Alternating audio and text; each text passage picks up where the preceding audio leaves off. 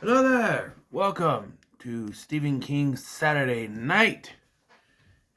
We are taking a look at 2004's Riding the Bullet. Riding Bullet. Oh, my jacket is in the frame here. There we go. My coat was in the frame there. But yeah. So going through movies, the Stephen King movies that I have, I was like, what can I do? A lot of long ones. I might be able to, kind of take up those long ones, stuff like Langoliers, uh, but given so I can find on Tubi and YouTube and stuff like that. So,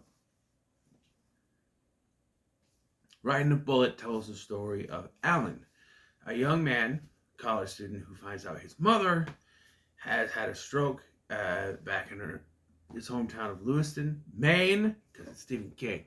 And so he decides to hitchhike his way there, not having a car or anything. So he hitchhikes his way there, where many strange things occur.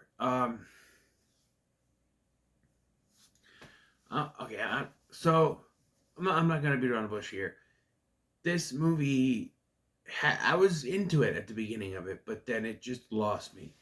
You know, Hellraiser Seeker, Hellraiser Hellseeker, where everything is just like everything that happens in that movie is a fake out jump scare. This movie does that a lot, and I'm just watching this movie waiting for something to actually happen because it's like we're inside Alan's mind and he's kind of going through different scenarios of what could happen, and but it happens way too much. And then there's a sequence would be interesting where he meets this ghost called Staub something Staub George Staub, which is played by David Arquette. He meets him, and he's like, I gotta take a soul. It's you or your mom. And eventually he cracks and he chooses his mom. He then wakes up to find that he hit his head in the cemetery. He slipped and hit his head. He jumped, scared. He got, I don't remember what happened. Hit his head, and everything that happened from that point on was in his head. It was a dream. I think. Because they show George Staub earlier, but it's not from his point of view. It's not from Alan's point of view. It's from our point of view. We see him standing there at some crime scene where a car accident happened. And it's like, wait, what? Also, he drives a 1980 Plymouth Fury, Christine reference.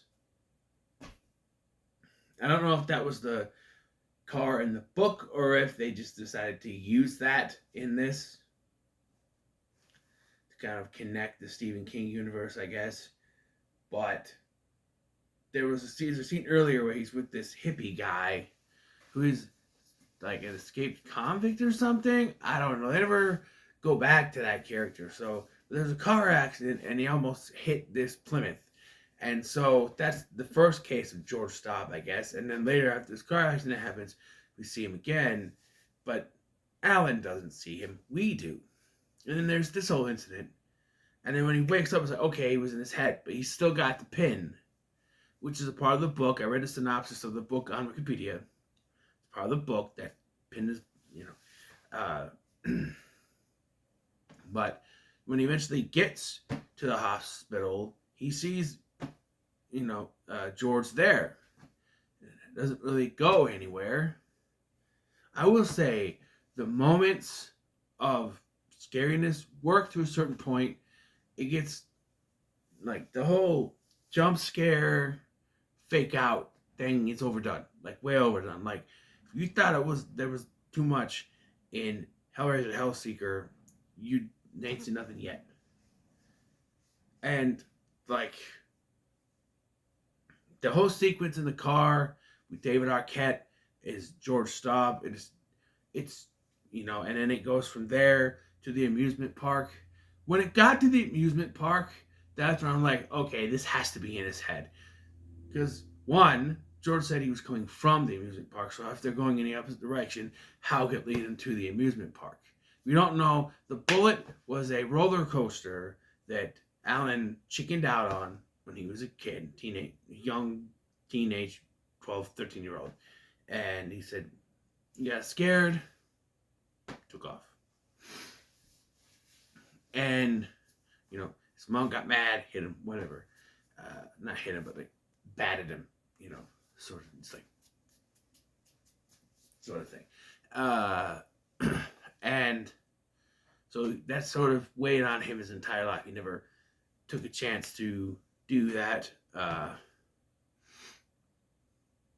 And so it ends up there, and he sees his mom, but it turns out it's George in disguise. He's some sort of Reaper guy, and I don't know, by the time they got to this point, I was like, what happened to the movie we were presented with? Okay, so the first scene, we start with tits. Because he's in an art class.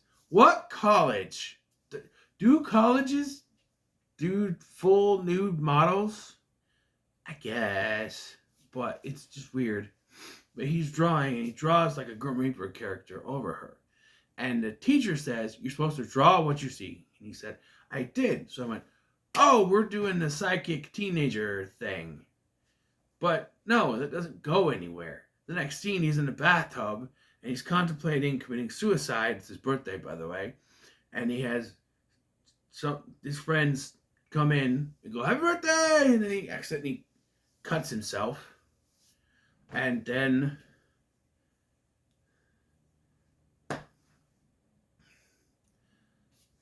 then we're presented with his girlfriend sort of breaks up with them, but not really, and then that's a little iffy on the whole relationship status at this point. And then he and his friends are going to go see John Lennon. And Chris Gauthier's character, Hector, Chris Gauthier, you may know from everything filmed in Canada ever. He's had a bit part in Smallville, Supernatural, Harper's Island. Anything filmed in Canada, I'm sure he had a cameo in it. He's been a lot of things. But he says this line that made me kind of go, oh, okay.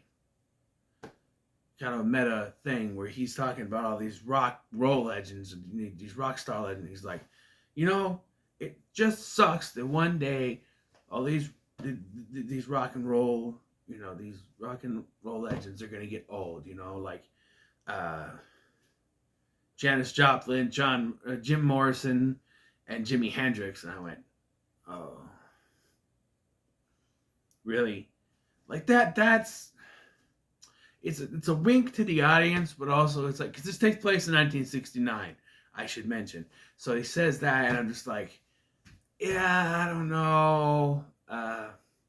That line was needed. From the book, fine, because it makes sense, but I don't know how old the book was, so maybe, I don't know. But it's just like, that line got me. It's like, I don't know if that was needed. Yeah, and then as they're going to get ready to go on the road trip, he gets the call from his mom's neighbor that she had a stroke. So he's like, okay, I gotta go visit her. And decides to hitchhike it there. And gives his friends the tickets, and they take off in the car. I've been like, you know what? I know you guys want to go to the concert, but my mom had a stroke. Give me your car so I can drive there. I'd be like, come on. It doesn't make sense. And from that point on, I kind of zoned out because we were presented with this cast of characters. Erica Christensen is the girlfriend. Jonathan Jackson's here. He's the main character. Alan. And then, the two side characters. And then they're just gone, and we're following him walk on the road while we go through flashbacks, like it's Stephen King's It or something. Like It. I know I said Stephen King's, obviously Stephen King's story, but like it's It. And as he's walking, there's, you know, there's points where he has like an apparition of himself that he talks to, and this old man picks him up, played by Cliff Robertson, who you may know as Uncle Ben in the Sam Raimi Spider-Man movies. Picks him up. This is 2004, but he's like, you know, something wrong with him. The apparition's telling him, "You get out of here." Like the guy might die or something, but it's never made clear if he does die. Now, I found out after the fact that this is originally aired on the USA Network, but this is rated R. Like I said, it starts out with tits and there's language, but there's no real gore except for a decapitation later on in the film, and that's really the only big gore we have. We'll cut the arm, but other than that, it's really the only big gore.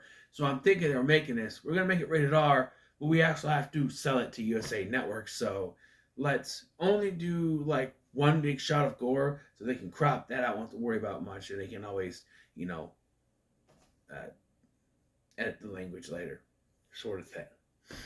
But so yeah, no, and even the ending seems like a very TV movie ending. It's also very Stephen King-ish, where it reminds me of a Stand By Me, where we have, you know, he finally gets to his mom, and he gets to talk to her after a few more fake out jump scares, fake out scenes, and he talks to her, and then an older version of him is talking to us now, saying he and his mom got a few more years till 1971.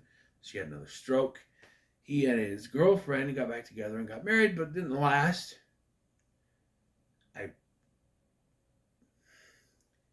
You know, if you want an actress to play a bitch, Erica Christensen's pretty good. You know, she was in Swim Fan, which I'm gonna talk about one day. But yeah, it didn't work out, and then he finally rides the bullet, and we get that "I'm together now, I'm on again, and everybody get together, on love one another right now." He even talks about that the Beatles didn't show up at that concert, and John Lennon eventually died. They never got together again. John Lennon eventually died, shot, you know, and then George Harrison died of cancer. So that sort of thing. Uh, yeah, yeah, that's sort of like a, I don't know, like a TV ending of like, I don't know. They did that with It too, the miniseries. It ends with Bill sort of narrating what happened afterwards, and this is, was it Bill or was it Mike? One of the two was narrating. I think it was Mike. Now I think about it, there was a narration at the end. That's what made me think of this very TV movie at the end. The performances are great. Like David Arquette is fantastic. Barbara Hershey as the mom is good, and Jonathan Jackson is great. But at a certain point, when these fake out things kept happening, I'm just like, okay, what is the point of this movie? What is going on? What happened to the movie we were presented with? Because, like I said, at the beginning of this movie, when he draws that picture of the naked woman, and then his college professor says, "Draw what you see," and he says, "I did." So I thought, okay, he sees the Grim Reaper, like he can see like people who are about to die. So I was waiting for like a newspaper of the model obituary popping up where she died or something, car accident or something. But no, and then it's like, okay, so does he talk to dead people then? Is that the thing? Keep seeing people that are sort of dead? No, it's one guy walking down the one guy hitchhiking down the road to get to his mom, and his imagination runs wild. That's basically what it is. And then they do another thing at the end where they have George Staub show up again to talk to the older one, and he's like, "You want to ride?" He's like, "No." And it's like, okay, is he real or isn't he? I don't understand what they're trying to do. Maybe the book explained it better, but the way it's Mick Garris. He's done some good things before, and some not good things. He did Sleepwalkers, which is in itself is a clusterfuck, but a fantastic clusterfuck. This is just, I don't know. I don't know what this is. It's confusing. Is he really seeing this guy? Is this guy really burying souls on? I don't know. Because they make it seem like it was in his head, but then he still has the pin. And we see George Staub before he does, really. Not counting the car accident part. I don't know. I don't know. It's very confusing. I'm going to give it the middle of the road. There are some good things that I liked about it, but it petered out towards the end. I just went, no, I can't. Nope. It just, I wouldn't mind watching it again. Not right now, but eventually watching it again and trying to understand what's going on. I feel like there was something from the book that was lost in translation from going from book to movie, that maybe there's something in the book that explained things more. I don't know, but this just, I don't know, it just didn't do it for me. But, when you talk about Stephen King, you're used to disappointment. So, I don't know. When I saw the cast in this, I was impressed. And then, like, half of the people I was interested in left, like Chris Gauthier, Erica Christensen, they're gone. Barbara Hershey's barely in this. She's in it more than them, but yeah, I don't know. But yeah. So, what are your thoughts on Riding the Bullet? Let me know in the comments below. Make sure to like, share, and subscribe. Thanks for watching. I've been Scotty, and I'll see you in the next one.